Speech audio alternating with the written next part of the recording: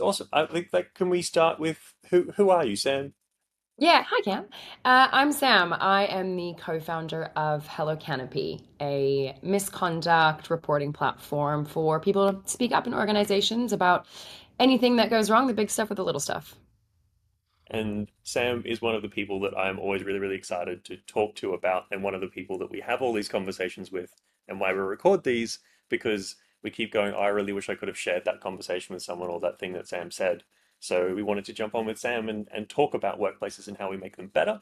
Um, and Sam, I know you from a small program we did last year where you came in with an amazing idea that was kind of 8 ideas in a trench coat, I think, because there's so many things that you could have solved and can solve. Can you tell me more about Hello Canopy?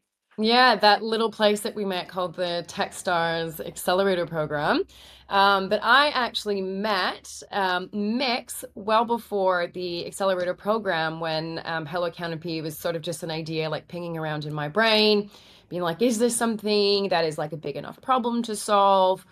Do I want to go after it full time? And then I saw what you and Mix were doing in this space around, preventative action and creating the right policies and helping workplaces understand their roadmap. And I was like, oh my gosh, there's such a huge part to play in actually how people speak up in the workplace. And my background is in HR. And so I could actually see the gaps in like there's employees over there and we're asking to jump across like this massive crater and come and tell us what's happened and it's just not happening. So um that's sort of how I ended up being like, all right, let's do this, let's run with this, let's go full time on it. It is something that's it's a problem that's big enough that needs to be tackled. And then that's how I came to the Techstars Accelerator program, where I was, hanging out with you and the capable team, and both of us looking to build better workplaces.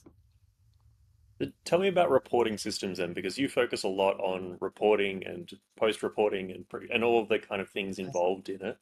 For people who may be less familiar, what happens in that system and what are the things we need to fix about it? Yeah, so I can speak to my experience both as an employee who did speak up one time, didn't speak up again after that, and as someone in HR who has been aware of people who didn't speak up and have had people come and report things to me as well. So I think the most obvious thing to note on this is that every workplace is different in how they create systems and processes for their employees to speak up. And that is part of the problem, is that there is no consistency across that. So when I wanted to speak up about my own sexual harassment, I went and spoke to my manager after I felt it got to a point that was serious enough that something would be done. My manager didn't have the right tools or frameworks to respond in a way that was helpful at all. Unfortunately, it escalated and I had to leave the business. But I've seen, in other workplaces, and I've heard from people about their experiences. And sometimes it's walking straight up to HR and saying, hey, this person's been bullying me, or I'm feeling really unsafe, or sending an email or filling out a Google form. I spoke to someone the other day. Their HR team uses Jira ticketing, which is a typically used by engineering teams. And they use Jira ticketing to be able to capture reports when someone does want to speak up about something. So there's just not much consistency there. And I think that's part of what makes it feel really unsafe. And so I think without that consistency, without being able to see what the light at the end of the reporting tunnel could look like for me as an employee, is the thing that's going to stop me from reporting. And then for HR, when someone does come and report to us, we often do have, policies and some processes in place, maybe some, templates that we would then say, okay, great, like, let's talk about this, let's document it. We run a process, but it's all very manual and it can be very time consuming. And because we want to get it right, but that for you as an employee means that you're not getting that closure and resolution that you need. And so again, like, it just makes it so much more difficult for you to come forward in the first place. And when you do, sometimes it can be slow and you might not get the answers or the resolution that you're looking for as fast as you were hoping you were going to get it. I think I'd love to jump back to something you said just before because it really strikes me as trying to think of it like a PC way or a nice way of saying cooked. Um, the idea that someone can experience something that happens to them or that affects them directly, and then they are the one that ends up leaving the company because the systems aren't good enough, even from the reporting end, or maybe not good enough, but aren't appropriate enough and aren't supportive enough. Feels like you're a real double whammy because you're losing an employee, or and that person is experiencing something which is going to affect them for a long time. That feels like an utterly broken system to me. Yeah, look, I would say I don't want to paint every organization with a really broad brush with that, but I think that there's this massive distrust of HR, and like I get it. I get it, right? Like we in HR we're playing this really tricky role of, we are say reporting into the CEO, for example, right? And we do have responsibilities to the business, but we also then still want to be able to make workplaces really enjoyable and safe for employees as well. And so, it sometimes feels like we're sometimes stuck in the middle of saying, look, we want you to come forward, we want you to speak up about this, but then, we still are also sorry, I'm gonna go back on that. Yeah, But you're maybe let's just cut that part out. What was the question again? yeah. So I think that maybe there's a better way of phrasing it. It feels like a really hard and difficult risk that if the system is not there to support someone, we're not only having someone have a negative experience that's compounded, but we also might lose the employee that the thing has happened to as well as a and stuck in that position as HR. I'd love you to talk me through that really complex, delicate process for us and how do we make that like it feels a little broken. Like how can we make it better without putting too much shame on the HR people who are trying to do their best in this situation? Mm. There's this really interesting stat that 1 in 3 people who witness or experience misconduct will leave the business. It's a really large number. And it's not just experience, like I said, it's witness as well. And so having a culture where certain behaviors and actions are tolerated or not addressed, even if they are small, it can lead to that high turnover of your staff and then feeling like this workplace just isn't for me. Nothing will be done and I'm better off leaving. And that's really tricky to do because, in HR, we are often looking at our retention, right? Like recruitment costs are really expensive. We want to retain good staff. We want to retain, great talent. We want to have a great culture. But then when you have this attrition of people leaving, but they're not speaking up, we're not able to actually fix the source of that problem if people aren't telling us what's actually wrong and what's going wrong and what's the thing that's driving them out of the business. But then I know there are some cases where people do say that and nothing's done, so they leave anyways. So it is like it's very delicate. It's very difficult to, I suppose, say this is the one answer for it because every workplace is totally different. But I think action is the most important thing that needs to be done to start to fix this problem. And that's action when someone tells you something. So even if it's something really small, you need to take action on it because they're not going to trust you to take action on the big things: sexual harassment, sexual assault, bullying, extreme cases of burnout. They're not going to trust you with those things if they can't trust you when they come to you and say, hey, this person made a comment, it made me feel really uncomfortable, or could you just help me navigate this little bit of conflict that I'm having, and just getting that support that is really, really needed in the small things.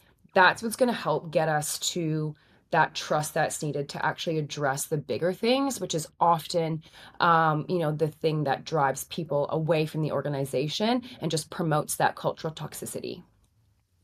That's a really nice way of breaking it. Like I always love chatting to you about like breaking down the levers that actually get us past that barrier. There's lots of And them. is there a point like I'd love to know the way in which you would like to shift things, probably a different way of looking at this. If at the moment it feels like things have to be pretty bad before we say anything or use it. Like, I would want enough evidence in myself to feel like this is really bad, I should report it.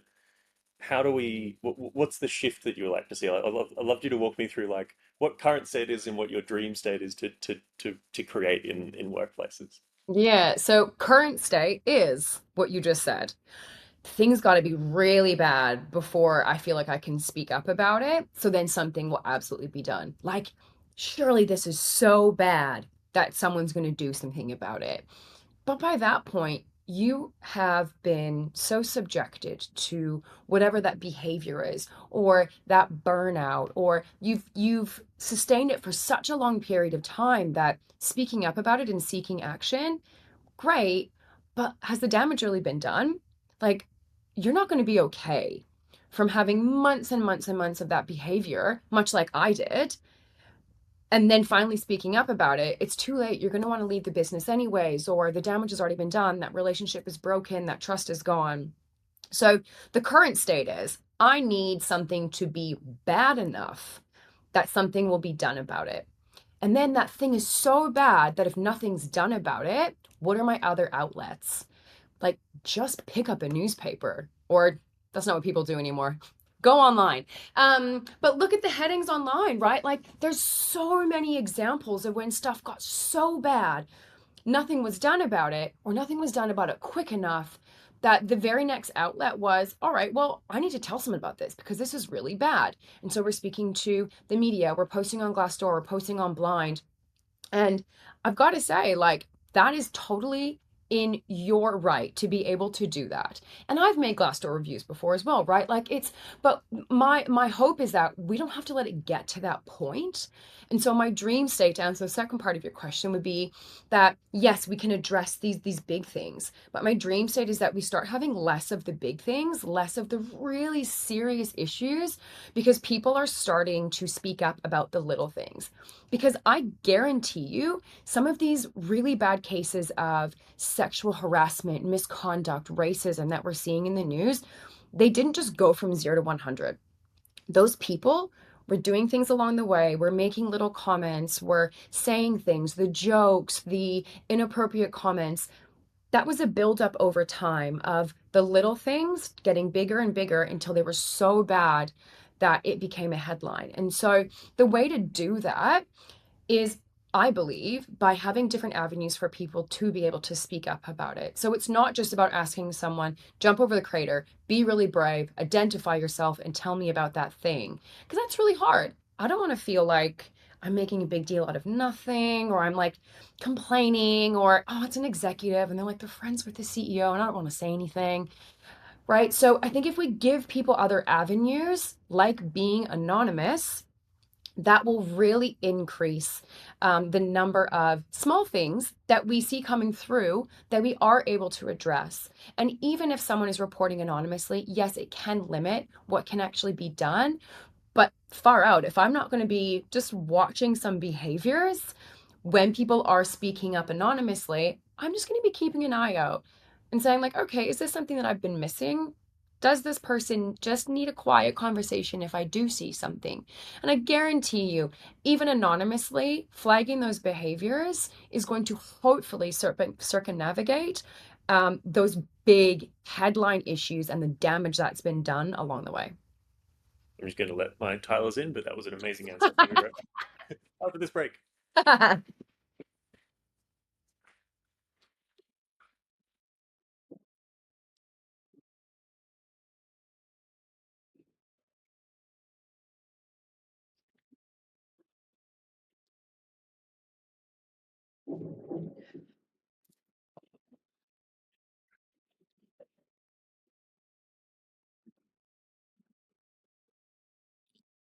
Oh, Jesus.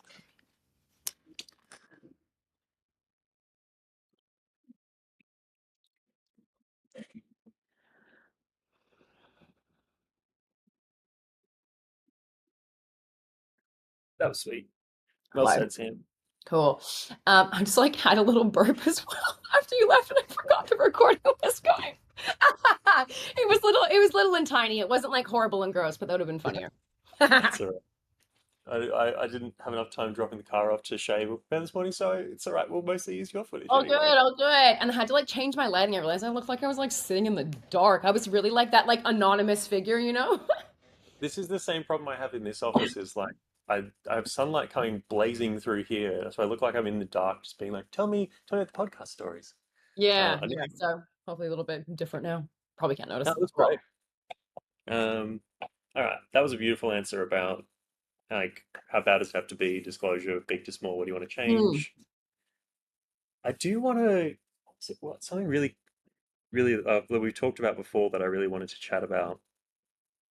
Um, this behavior, this idea that um, it's almost like a that the yeah, okay. So the thing that I find really fascinating about workplaces when we look at these things is we often ask people to give us their opinions a lot. You know, we survey them, we talk to them a lot, but unless we feel safe to provide that information, a lot of people are relying upon data which is gathered in a kind of watched and like a spectator setting. It feels almost performative to say, "Tell me how you're going," but we'll know who you are. So if you say, "I'm not going great," or "I don't like this about the workplace," it even though it might seem anonymous, we know that it's tagged to our team or it's tagged to an area. So when we look at how do we make change and talk about these small behaviors, you've talked a lot about like what can we do to fix that process? How can we make people, how can we give people more assurances of safety, or what are actually what are the things people need to help them give you the insights that you need to improve your workplace? Yeah. So I think some of the issues with the way that we currently are asking people, what do you need? What can we do for you? And then we're seeing problems with that because, like you mentioned, there's just inaction on it, is we're doing engagement surveys. And don't get me wrong, I've run engagement surveys. I think they're really great. But I think when we do them once a year or we do them every 6 months, part of that does sometimes feel a little bit performative, right? In that, okay, tell us everything, from the last year that you think we can improve on. And so you're asking employees, like, give us 100 different bits of feedback and answers, or 50 different bits of feedback and answers. And then we'll take that, we'll compile it. We'll take 2 or 3 months, we'll come up with a plan, and then we'll feed it back to you. But you are then acting on data and feedback that might be 6 months, 7 months, 8 months out of date because we're checking so infrequently on these things that it might not even matter to them anymore. Or it might be something where, like, well, that moment has passed, or we've got a whole new team because we've had high turnover. So I think in some instances, those engagement surveys are great.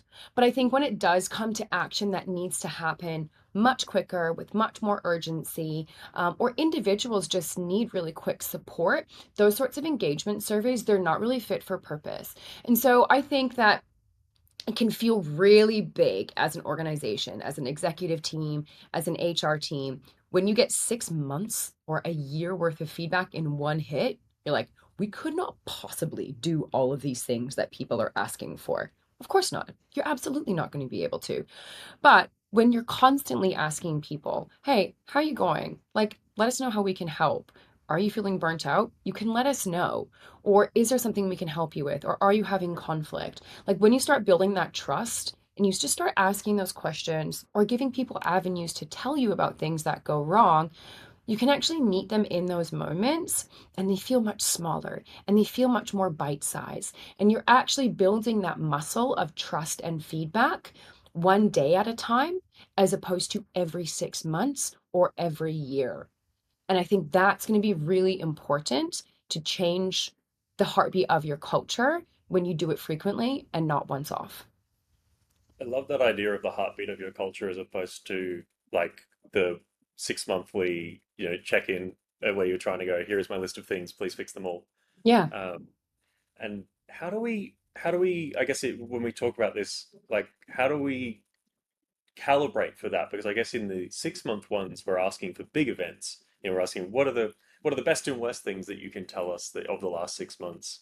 In that more heartbeat one, how do we calibrate that kind of check-in and questioning or process? How do we make that still respectful and time bound and all of those sorts of things? Yeah. So, look, I think there's a couple different things around that, right? Like, Asking for specific questions gets you specific answers. And you got to know to ask the right questions. But how do you know what the right question is if you don't know what the problems are? So I think in one instance, it's almost has to be like a bit of a just open up the doors and see what comes through. It has to be a let us know, like tell us what you're thinking, tell us if there's any issues, report any concerns to us. And then you start to see if there are any sort of patterns in what's being reported. You know, all of a sudden, is your finance team reporting feeling really burnt out or overwhelmed, or a lot of conflict within the team as we edge closer to the end of financial year? Like, that's a really obvious one, but if you don't ask if you're asking that specific question, like, are you feeling burnt out, you might get the answer, but if you're not asking, you might not get it. So instead of asking specific questions, it might just be about opening up those channels and seeing what's coming through, and then looking for trends in that. And if you have the right type of ways to gather that data and look for those trends, then you can start to dive in and ask more specific questions about those things. Because I think just like throwing a dart in the dark and saying, like, let's ask about this and see if there's an issue, it may or may not hit the bullseye. But instead, how about we open that up? We ask, how's everyone feeling? Let us know. Here's an open channel. Like, be anonymous, be identified, let us know. And then from there, we can really drill down on the things that we're identifying as issues. I think that's a really great way to go about it. But I still think have those engagement surveys, right? Be asking those questions like, hey, like, what perks and benefits are working for you? Do you feel like, your team is cohesively working together? Like those sorts of things. That's like, we want to track that over time. That's really important. But we can also be doing those little things between that. And I think the two of those would work really well together. I think that this is actually something I was talking to a bunch of teenagers about last night because they're doing this incredible thing where they run 1,000 kilometers over May to raise awareness for domestic violence prevention and do Yeah. all these like amazing, heartfelt, transformative things. But they focus on small ripples. They focus on continual conversations, and it's like a by the by. We've got this support in our workplace would be the equivalent of that, or by the by, we like these are the things that are important to us at the moment, and normalizing that within that check-in process and within those things makes it feel a lot less intimidating. I can see the ease at which someone could say, I actually there was a small interaction that made me feel uncomfortable the other day. If continual conversations happen every now and again to mention, like, by the way, this is what we expect of a workplace culture, or this is the workplace we want to build. What do you think of that? Is that still aligned with you? Mhm. Like, what do you think? Are we on the track, or are there small things that don't? Here are the support structures we have. Like, not that being the constant conversation, but that sprinkled throughout those, that more naturalist kind of how, like, day to day people connecting with people and being able to collect those insights feels so much more powerful and so much more natural than every 6 months going, here's a big survey and here's a list of support resources. I hope you're okay. Yeah. Um, Oh, totally. Like, I think the ripple of that, I like that ripple effect. And I think a lot of that comes from, it's really easy to say, like, just like talk to your manager or just let us know how you're feeling. You got to also have the structures there to say, like, okay, well, how do we actually have those conversations? How are managers meant to respond? Or, what can we do? How can we support? And so I think one of the big things around all of that is yes, we want to be having those constant conversations. And we want to say, hey, like, just let us know. Like, you can talk to us, and us being HR, your manager, someone else that you trust, right? It could be anybody, but I think you got to lay the foundations of as well of saying, hey, this is the expected behavior here. Not just these are our values, but these are what our values look like in action. But these are also what our values aren't. These are the behaviors that are okay, aren't okay. And hey, this is what happens if something does go wrong, or someone does say something that's disrespectful, or there is misconduct, or there is like writing all of that down and putting it somewhere where employees can see. Don't hide it 20 pages in your employee handbook. Like, make it really visible and saying, like, hey, this is our behaviors that we expect in the business. This is what it looks like. This is what it isn't. And then this is how you say something. And this is how we go about it. And this is how we support you. And this is why we want you to have the little conversations as well. And you put that in writing, people can reference it. They can come back to it. Managers are more well equipped to support. HR teams are well more equipped to be able to say, well, this is the structure we have in place and this is why we do it. Like everyone knows. And I think that's the constant, is that it exists there and it's a live, living, breathing document for everybody to see. And that's the consistent. And that's the baseline that you build on, where those conversations actually can happen with much more ease because you've committed to it. I think this is the thing where I look at like it. I feel a lot of the things that you are building are for like I really wish past Sam had had this. Like I can see you in that position with all of these things that you would. For most people that we've worked with, they are incredible people, super smart. They're stuck between competing resources and competing times with a small team trying to help out a whole crew to do everything. I would love to know, probably in a warmer note, and the things as we get there of like, you've left the consistent, lovely full-time work stream to start Hello Canopy and do these. Like, what is the thing that is exciting you the most in the change that you are driving for in this? Like, what makes you um, see the change that we could do? Like, what is the thing that that is your North Star at the moment for this industry? Oh my gosh, so many things. Um, like you said, I'm building this for Past Sam, but there's a lot of different versions of Past Sam that I'm building this for.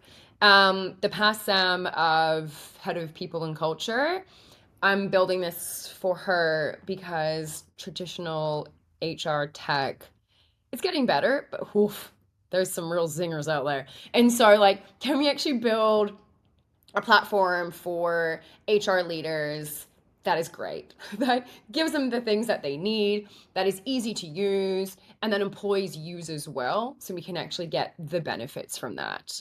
And can we do it in a way where they're not having to use 101 different outdated other systems just to do a job in another platform? But I'm also building it for past Sam, who was an employee. And I think the thing that really keeps me motivated in this is when I'm going out and just talking to everyday employees, my friends, friends of friends, and I've not met a single person who's not said, man, we could really use that in our business, or oh, I wish I had that, or man, my partner's just been through something like that. That would have been really nice to have.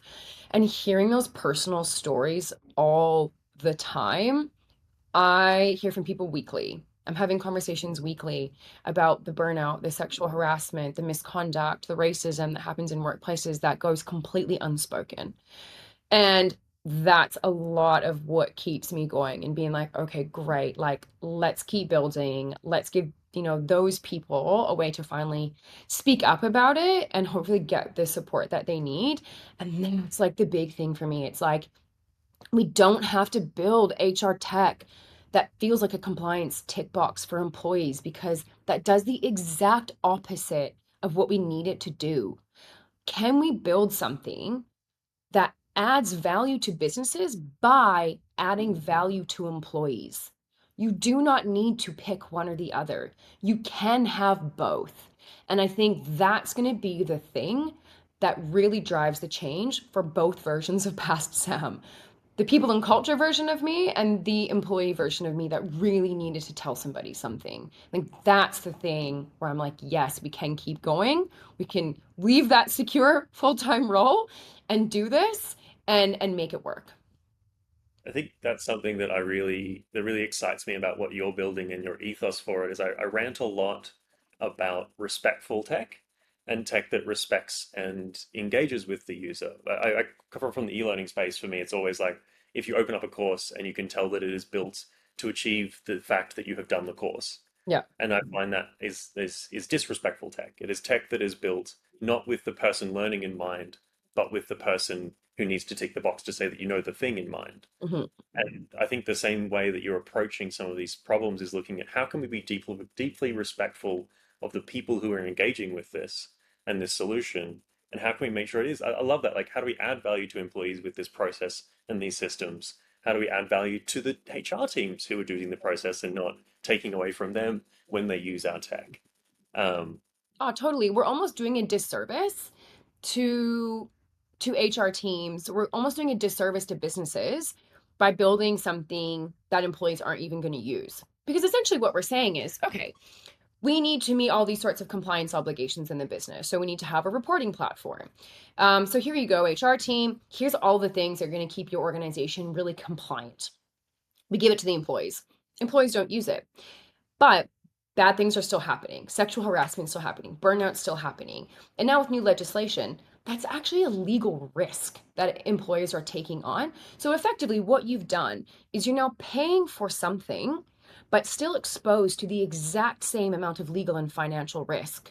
So, like, what's the point? If employees aren't going to use it, you're literally paying for something that is not going to prevent you from paying for something later on. Like it just it doesn't actually make any sense anymore to not build HR tech that employees aren't going to use. I think that that is a ringing endorsement for the new wave of HR tech and things like Please. like, it's the thing that excites me most about, and this is me, walking into the wrap up kind of area as well. But it is the thing that excites me most about the way in which people like you and the solution with Hello Canopy that you are building will actually help people because we've reached an inflection point, at least in Australia, where if it doesn't actually help people, it's not compliant anyway. It's if you don't meet the positive duty requirement when it comes to sexual harassment by helping to proactively prevent things, doesn't matter that you put a system in place. It doesn't matter that you trained people. You can still be found to be in breach of that, which is a very rulesy and Australian way of approaching things. But I think from like the social side of things, to see that kind of approach and ethos bleed into the tech and the systems means that people have to be doing things that actually engage staff, which feels like a big pressure, but it feels like a better jump. Like if you're going to be spending all this time and money anyway, reporting and running surveys and doing these things, and trying to capture that experience, if you do it in this way, it's the same effort. It's like it's Yeah. Yeah. I would say, as putting my HR hat on, it's so empowering to now be able to say what's good for employees is good for the business. So we can pick things that meets both of those requirements. And it's so great that we can finally say, well, no, actually, we need to be bringing in stuff that employees use, that employees want to use, that's good for employees, because it actually means we're protected as a business. We're responsible, we're legally protected, we're removing financial risk, we're removing PR risk, culture risk, all of these things because we're using tools that are good for our employees. And I think that is just like, wow, chef's kiss. It's so good. like that's it. And I think that's the takeaway. Or if you want to share any of these things with anyone at that point, I want to highlight again. If you could tell people who are you, where can they find you, how soon can they jump on board or sign up to make sure that they've got Hello Canopy in their lives? How do we get on board the thing that you're building? Yeah, amazing. So, as a refresher, I'm Sam, the co founder of Hello Canopy, a workplace reporting platform that allows employees to speak up in a way that feels really safe for them and gives HR people a way to properly manage issues and prevent them from happening again. You can find me on LinkedIn. You can go to our website. You can go to our LinkedIn. We will have our product live by late to end. Oh, we will have our product live by the end of June. So jump on board, join the wait list, and that's how you can get involved. That was a really bad way of wrapping that up. Oh my gosh. Do you want to Yeah, I'm gonna do go. I'm gonna go again. I'm gonna go again. Where should I start from the start of that? yeah, just roll straight into it. You'll yeah. Go. Who are you? Where can we find you? And Yeah. if you want to like a call to action of any kind that you'd like people to do, feel free to. Okay. Right. Jeez, I need to practice pitching. Um, So I'm Sam, the co-founder of Hello Canopy. We are a workplace reporting platform for employees to speak up in a way that feels really safe for them and giving HR folks a way to manage and prevent cases from happening again. You can find me on LinkedIn. You can find Hello Canopy on LinkedIn. You can go to hellocanopy.ai. We are going to be live with our product at the end of June. So jump on the wait list. That is the best way to get involved and get early access to the product. It's amazing, and thank you so much, Sam. As a reminder for people as well, because I didn't do it at the beginning. My name's Cam. I am one of the Capable team. We are our role is to try and make expertise accessible, and for that, I highly encourage you to follow Sam, to reach out to Sam, to chat to people like Sam who inspire me in this space deeply because they are building things that are exciting and respectful for people who are using them, and just making the world a better place one conversation at a time or one capture at a time. And everybody needs a reporting system in their workplaces. So you might as well use one that is actually going to engage your employees and help make your culture better at the same time. So I really am someone who is on the Hello Canopy train, but that is because I think you can see from today's conversation just how much these sorts of things will make a difference to a workforce. Because I think of the friends that have gone through this. I think of my experiences of going through this and how much we need places and small moments that help us to get ready for the big moments and to help us create places that never have those big moments. So yeah, follow Sam, reach out to that. If you want to know more about either of our businesses, I'm sure you can hit us up on LinkedIn. But I want to say a big thank you again, and I'm really, really excited to follow what happens next for you. Oh, thank you, Cam. We're on the same train. I'm on the capable train. It's the same train.